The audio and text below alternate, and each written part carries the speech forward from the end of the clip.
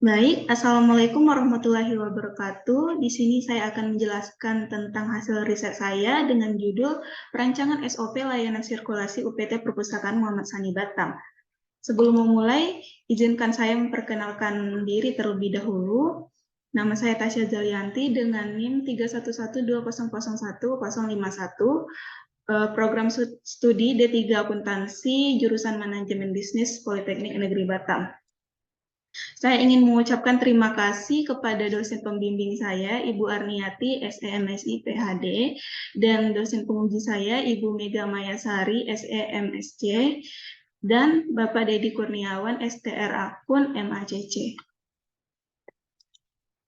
Langsung saja saya mulai. Yang pertama ada pendahuluan. Pendahuluan terdiri atas latar belakang. Untuk latar belakangnya, di zaman yang serba modern seperti saat ini, perkembangan teknologi semakin pesat dan maju.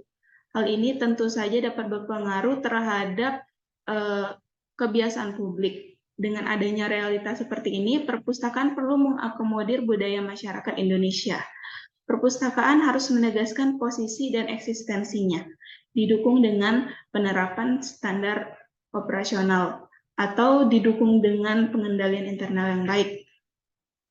UPT Perpustakaan Muhammad Sani Batam merupakan bagian dari Dinas Perpustakaan dan Kearsipan Provinsi Kepulauan Riau yang terletak di Tanjung Pinang. Untuk sistem layanan sirkulasinya masih mengacu pada organisasi induknya. Layanan sirkulasi UPT Perpustakaan Muhammad Sani Batam masih menggunakan sistem manual. Untuk peminjaman, pengembalian, dan perpanjangan bahan pustakanya masih menggunakan buku sebagai medianya. Untuk mengimbangi perkembangan zaman, UPT Perpustakaan Muhammad Sani Batam akan menerapkan sistem komputerisasi di tahun berikutnya. Adapun identifikasi masalahnya adalah bagaimana agar SOP layanan sirkulasi ini dapat disusun secepatnya. Selanjutnya, batasan masalah.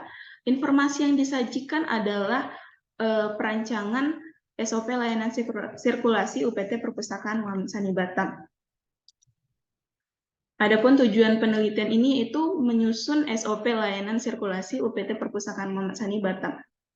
Manfaat penelitian ini yang pertama bagi penulis dapat menerapkan ilmu yang didapat selama masa perkuliahan, dapat mengetahui lingkungan kerja yang sesungguhnya, dapat mengetahui sistem teknologi dan aplikasi apa saja yang digunakan di lingkungan kerja UPT Perpustakaan Muhammad Sani Batam, serta penulis dapat memperoleh data yang digunakan sebagai laporan studi untuk persyaratan selanjutnya. Dan bagi instansi dapat digunakan sebagai acuan dan bahan evaluasi layanan sirkulasi ke depannya. Selanjutnya ada kajian literatur. Yang pertama adalah pengertian SOP. SOP adalah sistem yang disusun untuk memudahkan pekerjaan kita, berisi proses kerja dari awal hingga akhir. Yang selanjutnya ada tujuan SOP. Adapun tujuan SOP yaitu menjaga kinerja karyawan sebagai acuan karyawan dalam melaksanakan kegiatan tertentu. Selanjutnya ada fungsi SOP. Fungsi SOP di sini adalah sebagai dasar hukum apabila terjadi penyimpangan dan sebagai mempercepat pekerjaan pegawai atau unit kerja. Dan selanjutnya adalah penyusunan SOP. Prinsip penyusunan SOP. Terdapat 7 prinsip penyusunan, yaitu yang pertama ada kemudahan dan kejelasan. Maksudnya adalah SOP yang disusun harus dapat dipahami dengan mudah oleh pemustaka dan pegawai, bahkan untuk seseorang yang baru dalam pekerjaan tersebut. Yang kedua ada efisiensi dan efektivitas, maksudnya adalah harus memiliki daya guna. Selanjutnya ada keselarasan, yang dimaksudnya adalah prosedur harus sebanding dengan prosedur lain yang lebih relevan. Yang selanjutnya keterukunan, maksudnya adalah output prosedur harus memiliki kualitas yang baik sehingga dapat diukur tingkat keberhasilannya. Yang selanjutnya ada dinamis, maksudnya adalah prosedur harus dapat beradaptasi dengan kebutuhan peningkat kualitas pelayanan.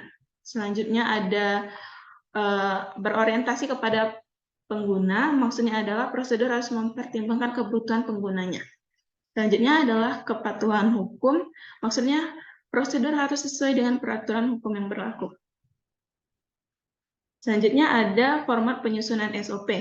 Di sini ada 4 format dalam penyusunan SOP. Yang pertama adalah langkah sederhana, yang kedua ada tahapan berurutan, yang ketiga ada format grafik, dan yang terakhir ada diagram alir atau flowchart. Di sini saya akan menggunakan flowchart sebagai format penyusunan SOP-nya.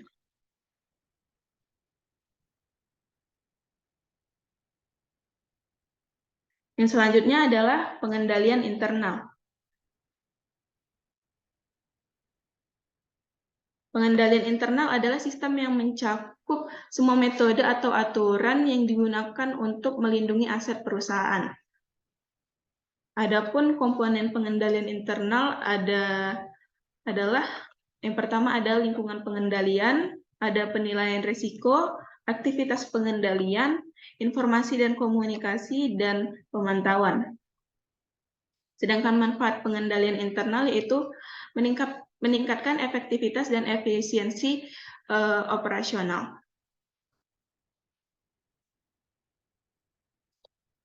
Yang ketiga ada metode penelitian. Yang pertama ada jenis penelitian. Dalam hal ini penulis memilih penelitian kualitatif. Penelitian kualitatif adalah penelitian yang tidak dihasilkan melalui data statistik atau pengolahan data lainnya. Untuk teknik pengumpulan datanya, penulis memilih wawancara. Dalam hal ini penulis mewawancarai pustakawan untuk dimintai informasi mengenai perancangan SOP. Yang selanjutnya ada sumber data. Sumber data yang digunakan yaitu sumber data primer yang berasal dari individu atau perorangan. Dan dalam hal ini penulis sumber datanya berasal dari pustakawan UPT Perpustakaan Muhammad Sani Batam.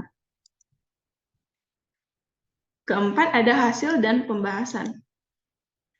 Hasil dan pembahasan dari perancangan SOP ini itu dibuatnya SOP layanan sirkulasi UPT Perpustakaan Muhammad Sani Batam dan kendala-kendala. Kendala-kendala di sini maksudnya adalah kendala yang menyebabkan harus dibuatnya SOP layanan sirkulasi.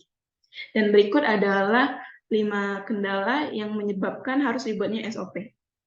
Yang pertama, layanan sirkulasi belum memiliki fasilitas yang memadai. Seperti yang dijelaskan di awal, untuk sistem layanan sirkulasi masih menggunakan manual.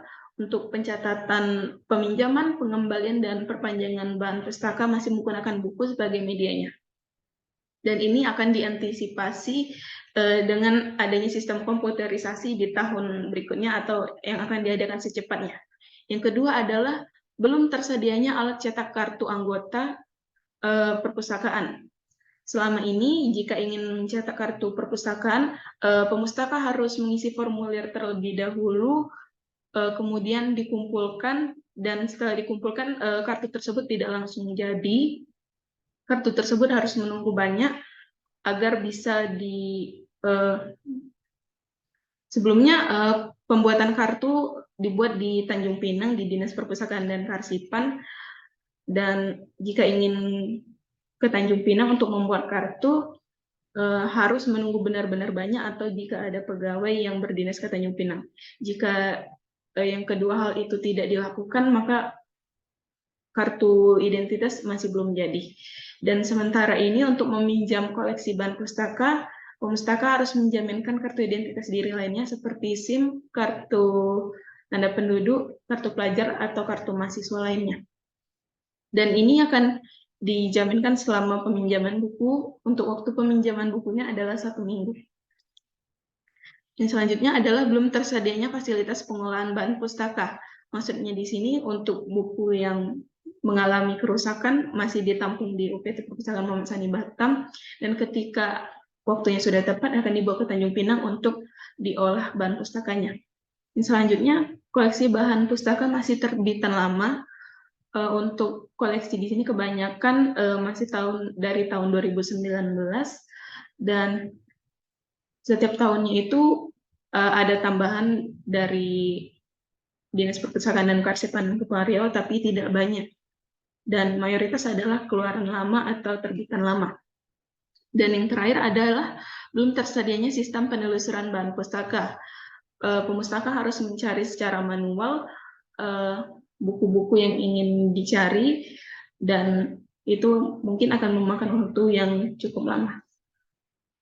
Dan kelima kendala ini akan diantisipasi melalui pengadaan yang dilakukan oleh pegawai PT Perpustakaan Muhammad Sani Batam, dan akan dilaksanakan secepatnya atau akan diperbaiki secepatnya ketika alat dan bahan pendukung tersebut sudah tersedia. Yang kelima adalah kesimpulan. Berdasarkan penjelasan yang tadi, penulis dapat menyimpulkan 3 hal, yaitu UPT Perpustakaan Muhammad Sani Batam membutuhkan SOP layanan sirkulasi untuk perkembangan ke depannya, dan selanjutnya telah disusun SOP layanan sirkulasi yang dibutuhkan oleh UPT Perpustakaan Muhammad Sani Batam, dan SOP layanan sirkulasi yang sudah dibuat harus disosialisasikan kepada pemustaka dan harus dipresentasikan melalui poster atau figura yang ditempatkan di tempat yang mudah diakses oleh pemustaka. Sekian yang dapat saya sampaikan. Apabila ada kesalahan kata dan perbuatan, mohon dimaafkan. Wassalamualaikum warahmatullahi wabarakatuh.